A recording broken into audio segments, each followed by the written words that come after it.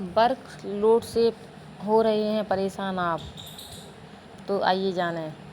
काम का दबाव हर किसी के ऊपर है, तनाव भी हर किसी को है, लेकिन कब ये आपकी निजी ज़िंदगी को प्रभावित करने लगता है, आपको पता ही नहीं चलता।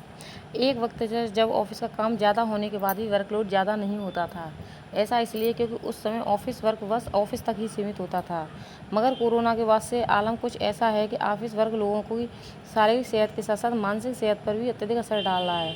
पुरुष हो या महिलाएं, दोनों की ज़िंदगी में काम का तनाव इतना ज़्यादा बढ़ गया है कि उनकी निजी ज़िंदगी से प्रभावित होने लगी है।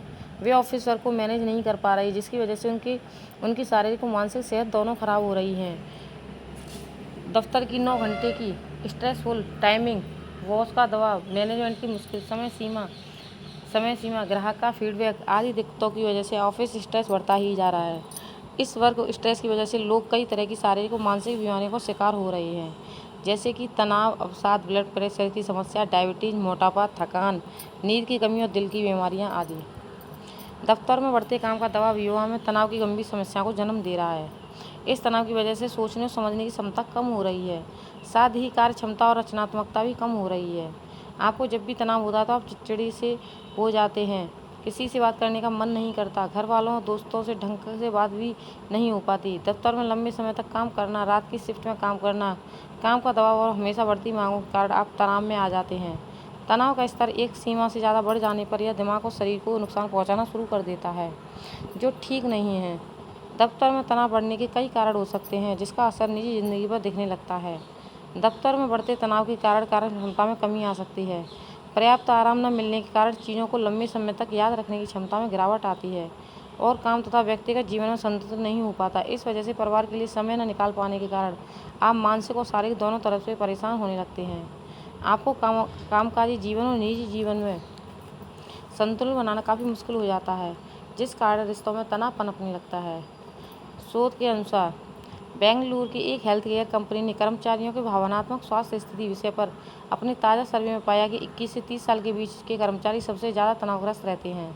पिछले महीने ही किए गए इस सर्वे से 5,000 से ज़्यादा कर्मचारियों ने हिस्सा लिया, जिनमें आईटी और विनिर्माण, परिवहन, स्टाफ भर्ती, तकनीक, मीडिया, कानूनी सेवाओं, व्यवसाय परामर्श और अन्य सेवाओं के कई सेक्टर्स के कर्मचारी शामिल थे। सर्वे के अनुसार तनावग्रस्त कर्मचारियों में दूसरे नंबर पर 30 से 40 वर्ष की आयु के लोग और फिर 41 से 50 वर्ष की आयु के लोग। सर्वे में यह भी पाया गया कि कार्यस्थल पर महिलाओं को पुरुषों की तुलना में अधिक तनाव होता है। लगभग 3/4 या 72.2% महिलाओं ने हाई टेंशन के बारे में बताया। इसकी तुलना में जब पुरुषों से यही सवाल पूछा गया तो उनमें से 53.64% ने यही कहा कि वो हाई टेंशन का अनुभव करते हैं। महिला कर्मचारियों ने बताया कि काम जीवन संतुलित का अभाव, पहचान की कमी, लगातार कम मनोबल और हमेशा आलोचना का डर तनाव में वृद्धि के कुछ प्रमुख कारण हैं। निष्कर्ष में पाया गया है कि पिछले कुछ सालों में उच्च और अत्यधिक तनाव के स्तर से पीड़ित कर्मचारियों की संख्या 21% की बढ़त हुई है। अमेरिकन साइकोलॉजिकल एसोसिएशन की वर्क एंड वेल बीइंग की ओर से एक अन्य शोध किया गया है, जिसमें बताया गया है कि ज़्यादा तनाव लेने से दिमाग की नसें सिकुड़ने लगती हैं, दिमाग में काफ़ी बदलाव आने लगते हैं और नर्वस सिस्टम में खराबी होने लगती है।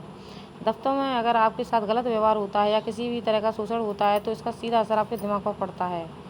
आपके कॉर्टिसोल हार्मोन में बदलाव होने लगता है, वो डैमेज हो जाता है और आप डिमेंशिया या एल्जाइमर का शिकार हो सकती हैं। इसलिए आपको बढ़ते वर्कलोड से दिमाग को खराब होने से बचाने के लिए कुछ उपाय करने ही होंगे। कारणों की पहचान। दफ्तर में कौन सी स्थिति आपको तनाव में डालती है, इसे पहचानने की कोशिश करें। किस बात से स्ट्रेस ट्रिगर हो रहा है, उसे जानने का प्रयास करें। चाहे तो रोज़ घर आकर एक डायरी में अपने दिन भर के और दफ्तर के अनुभवों को लिखें। इससे आपके तनाव के कारण को पहचानने में मदद मिलेगी और आप उससे निपटने में सक्षम हो सकेंगे। सकारात्मक विचार। एक बार आपको तनाव का कारण पता चल जाए तो उस स्थिति से कैसे निपटना है, इसके लिए नकारात्मक रास्ता चुनने की जगह उससे कैसे सकारात्मक तरीके से निपटा जाए, इस बारे में सोचें। उदाहरण के लिए, अगर दफ्तर में किसी साथी से झगड़ा हो जाता है तो अगले दिन जाकर उससे शांति से बात करें। दोनों इस पर चर्चा करें कि आखिर झगड़े की स्थिति क्यों बनी और मिलकर रास्ता निकालें। ब्रेक तो बनता है, काम करते करते या मीटिंग के बीच में ब्रेक जरूर लें। कई बार हम काम को समय पर पूरा करने के चक्कर में ब्रेक लेना भूल जाते हैं, जिसकी वजह से हमें काफ़ी परेशानी और तनाव होने लगता है।